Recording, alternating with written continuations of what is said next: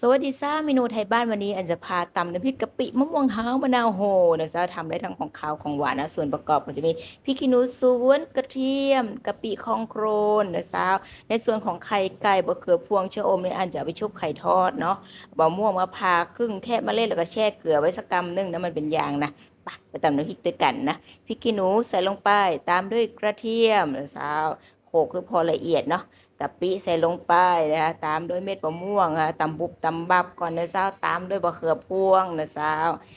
อันนี้ก็เสร็จเรียบร้อยนะคะเราจะปรุงรสเพิ่มเติมเนาะ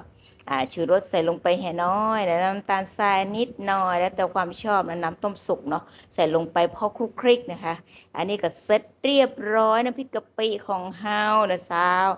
มาดูในส่วนของผักทอดเนาะเชื่ออมบะเขือพวงชุบไข่ทอดหั่นเป็นบะล่ำก้ำแก้มก็เสร็จเรียบร้อยเป็นของคู่กันนะเจ้าน้ำพริกกะปิกับชะอมชุบไข่ทอดนะมันถึงเปิ้งขนาดนะเจ้า